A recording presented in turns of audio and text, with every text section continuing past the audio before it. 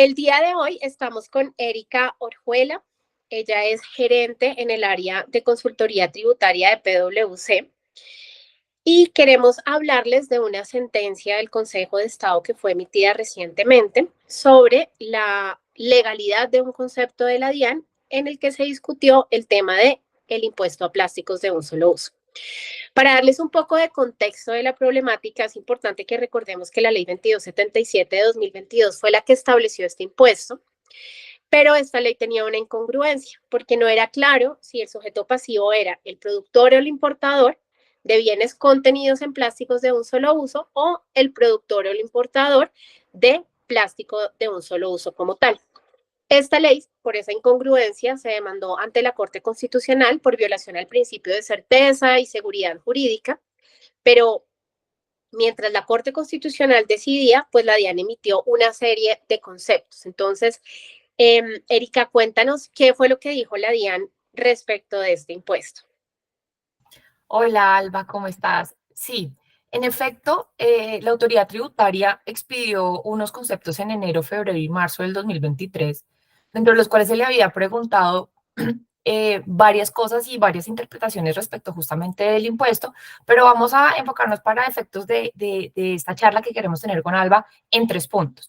Primero se le preguntó que quién era el sujeto pasivo, porque ya como lo mencionó Alba, pues había una diferencia entre lo establecido en el artículo 50 y en el artículo 51, y la DIAN terminó señalando que el sujeto pasivo en efecto era el productor y o importador que venda, retire o importe para consumo propio productos plásticos de un solo uso utilizados para envasar, embalar o empacar bienes. Entonces, esto quiere decir que la DIAN de entrada señaló que se iba por lo establecido en el artículo 51, que era el que establecía los elementos del tributo y en especial pues el sujeto pasivo. Luego se le preguntó que a partir de qué fecha era exigible el impuesto y la DIAN señaló que teniendo en cuenta que el impuesto era de causación instantánea, el impuesto era exigible a partir de la entrada en vigencia de la ley 2277, es decir, el 14 de diciembre del 2022. También dentro de unos puntos claves se le preguntó acerca de la causación frente a las exportaciones y lo que señaló la DIAN es que el impuesto se causaba en las ventas efectuadas por los productores o importadores, perdón, por los productores. Luego la ley no hizo una exclusión frente a las exportaciones. Se entiende que es una venta independientemente que sea en el territorio nacional o en el extranjero. Por lo tanto, se causaba frente a las exportaciones. Exacto. Y bueno, entonces, claro, aquí digamos que la DIAN vía concepto estaba pues enmendando un error incurrido por el legislador, por lo menos desde el punto de vista de la sujeción pasiva, porque como tú lo explicas, la DIAN termina concluyendo, el sujeto pasivo es el productor o importador del plástico, no de bienes contenidos en el plástico. Pero pues ignoraba que igual todavía el artículo 50 de esta ley seguía estableciendo pues el tema de las definiciones, lo que generaba la incongruencia. Y pues por vía de concepto, la DIAN pues no podía enmendar ese error incurrido por el legislador con el fin de hacer aplicable el impuesto pues sobre los productos plásticos desde su vigencia. Por esa razón, se demandó el concepto ante el Consejo de Estado y el Consejo de Estado decretó la suspensión provisional.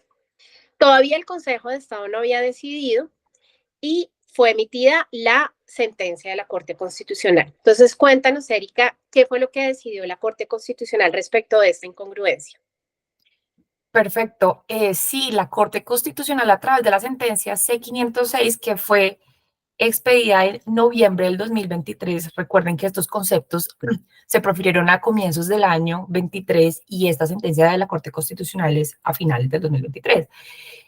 Señaló que desde la entrada en vigencia de la ley 2277 había existido una gran incertidumbre frente a la sujeción pasiva del impuesto, pues entre el artículo 50 y el 51 de dicha ley y en palabras de la Corte Constitucional había una falta de correspondencia, lo cual generó una indeterminación insuperable en relación con los aspectos indispensables para garantizar justamente los principios de certeza y seguridad jurídica, que es lo que se estaba vulnerando.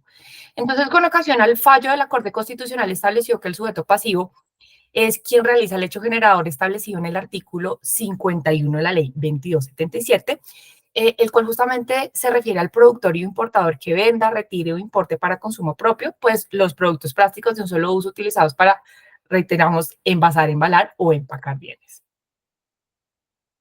Perfecto, entonces con esa decisión la Corte Constitucional declaró la inexequibilidad de unos apartes del artículo 50 de esta ley, que eran los que daban a entender que el sujeto pasivo era quien importara o produjera bienes contenidos. Ya digamos que existía esa claridad.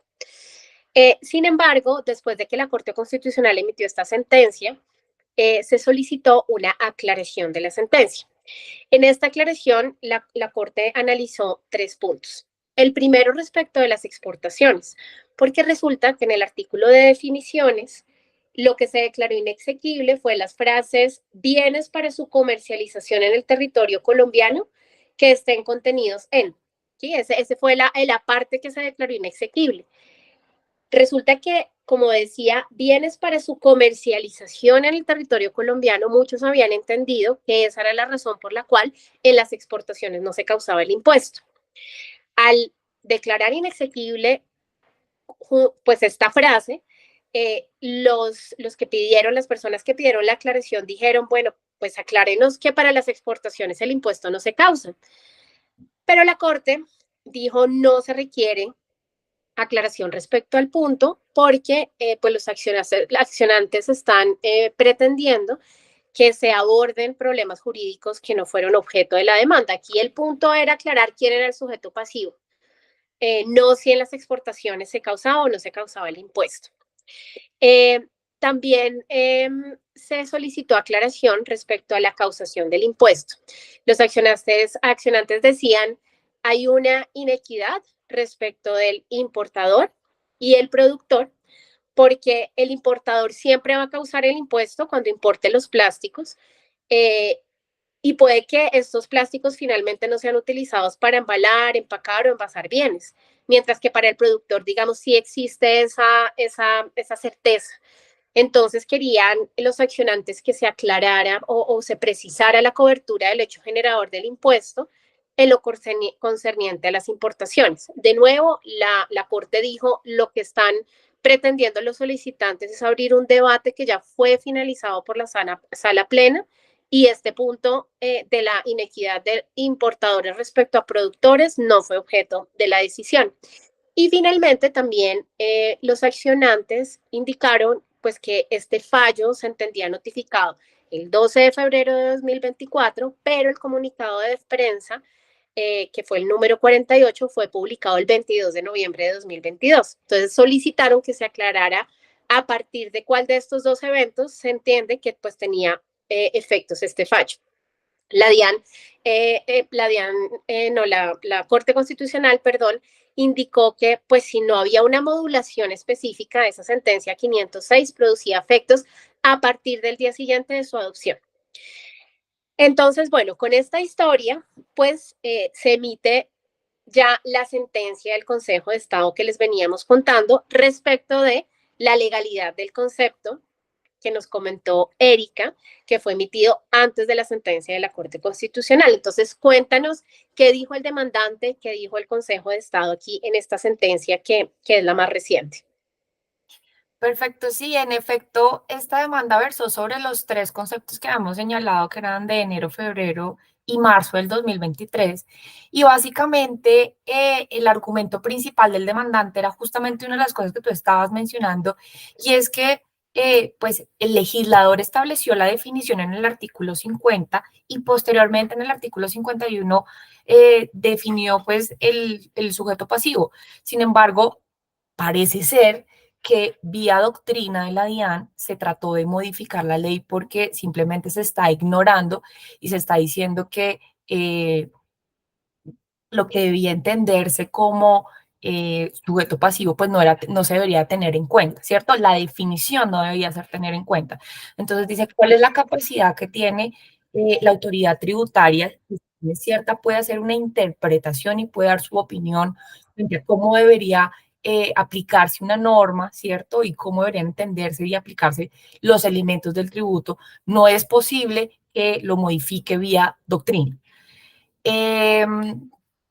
Por su lado, lo que dice la DIAN es que su concepto se encuentra armonizado con la ley completa, con los demás artículos y con la exposición de motivos.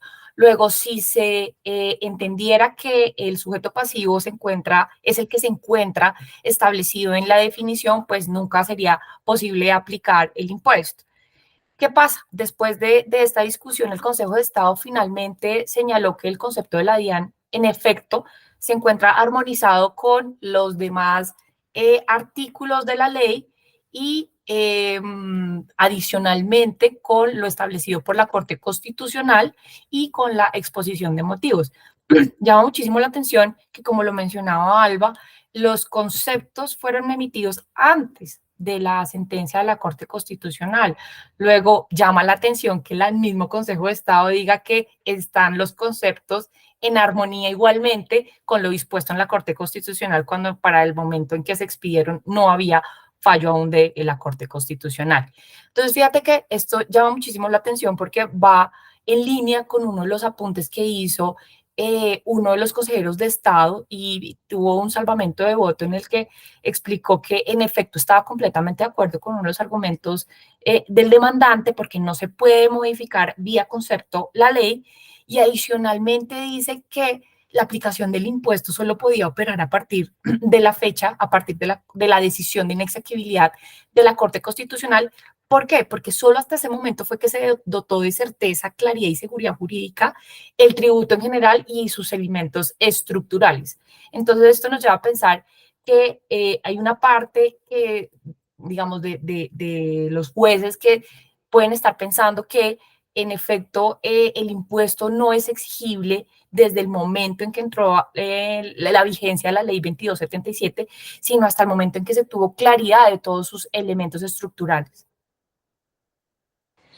De acuerdo, y me parece muy importante lo que tú mencionas del salvamento de voto, porque en este salvamento de voto se dijo, pues al menos el Consejo de Estado debió decretar la legalidad condicionada de este concepto, porque es la Corte Constitucional y no la autoridad administrativa a quien le corresponde determinar si la norma legal respetaba el principio de certeza tributaria o no. Y eso fue lo que finalmente terminó concluyendo la Corte Constitucional en la sentencia pues, de constitucionalidad de esta norma. Adicionalmente, porque uno de los puntos digamos, exploraba la DIAN en estos conceptos era la vigencia del impuesto. Al Consejo de Estado decretar la legalidad de ese concepto en el que se decía que la vigencia del impuesto es a partir de la vigencia de la ley, pues entonces digamos que se crea la duda de qué pasa con aquellos contribuyentes, por ejemplo, que no pagaron el impuesto durante todo el 2023 o no lo recaudaron al menos de sus clientes, pues porque consideraban que no eran sujetos pasivos. Y se abre también, digamos, una pregunta muy grande y es, ¿será que quienes lo pagaron tienen derecho de solicitar una devolución por pago de lo no debido? ¿Cómo ves tú esto? O sea, digamos que hay que ver caso por caso, pero ¿cuáles son estas preguntas que surgen en torno a esta sentencia del Consejo de Estado sobre el concepto de la DIAN? Sí, claro, perfecto. No, pues lastimosamente hay una interpretación que es la que ya tenemos de la DIAN que aparentemente es por parte del Consejo de Estado, pero como veníamos mencionando, cuando tanto la Corte Constitucional, hay una parte de la sentencia de la Corte Constitucional, como en el salvamento del voto de este consejero se establece que, en efecto, cuando yo no tengo establecidos los elementos propios del tributo, es imposible hacer su cobro. ¿Qué es lo que pasaría de cara a aquellos que sí pagaron ese impuesto y que de pronto no eran sujetos pasivos, ¿cierto? Porque a partir de la definición ya y de la precisión que hizo la Corte Constitucional decimos, bueno, en efecto, estos no están dentro, o aquellos que venían pagando, pero si eventualmente pudiésemos establecer un argumento como, en efecto, no se causaba a partir de la entrada en vigencia de la ley, sino en el momento en que yo tenía la determinación de los elementos. ¿Qué pasan esos lapsos con estas dos clases de personas? Con los que en efecto no fueron sujetos pasivos o con los que pagaron, pero en efecto no era exigible el impuesto. Sin duda alguna, yo creo que podemos explorar alternativas para ver si podemos buscar la devolución de este impuesto que fue pagado indebidamente por esta clase de contribuyentes. De acuerdo contigo, hay que ver caso a caso porque también en el mercado hemos visto pues que la mayoría de los que producen o importan plástico pues trasladaron el impuesto vía precio. Entonces hay que ver la conveniencia de esa solicitud de devolución de esos saldos a favor, qué impacto tendría, por ejemplo, en renta, eh, y quienes no eran sujetos pasivos y terminaron pagando el impuesto, tal vez digamos que sí existe mayor seguridad en la argumentación. Con esta sentencia del Consejo de Estado, pues se abre la duda, pero digamos que hay que analizar caso a caso. Entonces, pues bueno, esta es la novedad. Muchas gracias a todos por su tiempo y a Erika por los comentarios. Muchas gracias.